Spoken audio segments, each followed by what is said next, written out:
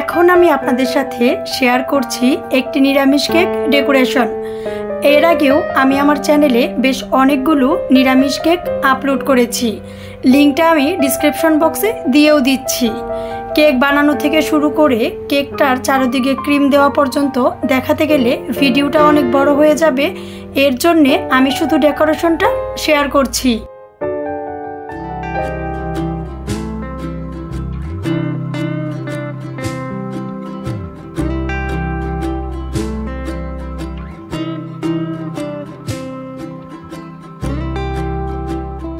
তিন পাউন্ডের একটি নিরামিষ কেক শেয়ার করে নেওয়ার জন্য একটি স্কোয়ার শেপের কেক আমি চারিদিকে ক্রিম দিয়ে কভার করে নিয়েছি, আর একটি গোল কেক আমি চারিদিকে ক্রিম দিয়ে কভার করে নিয়েছি।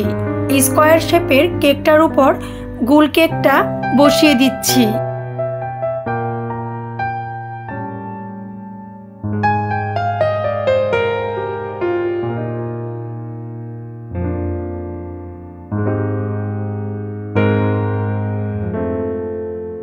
স্কোয়ার শেপের কেকের উপর গোল কেকটা দিয়ে নিয়ে আমি ফ্লাওয়ারগুলো করে নিচ্ছি। তিনটি গোলাপ করে দেওয়ার পর আমি চারদিকের বর্ডারটা একই কালার ক্রিম দিয়ে করে নিচ্ছি।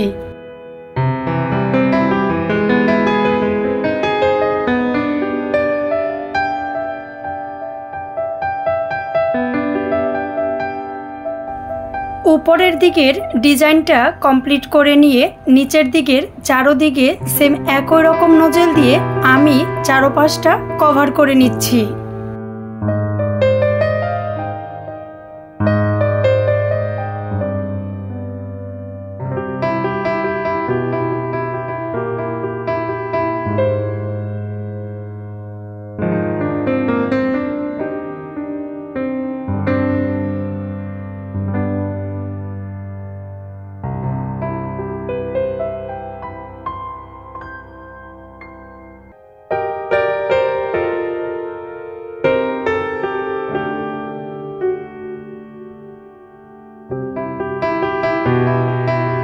যেহেতু এইটা একটা বার্থডে কেক ছিল, এর জন্যে হ্যাপি বার্থডে টু লিখে নিয়েছি।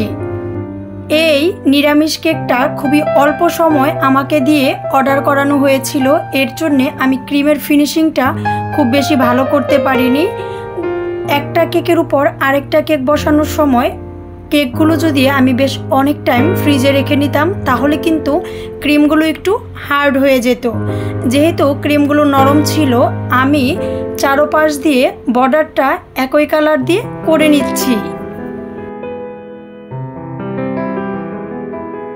খুবই অল্প সময়ে করে নেওয়া এই নিরামিষ কেক ডেকোরেশনটি দেখে আপনাদের কেমন লেগেছে অবশ্যই কমেন্টস করে জানিয়ে দিবেন।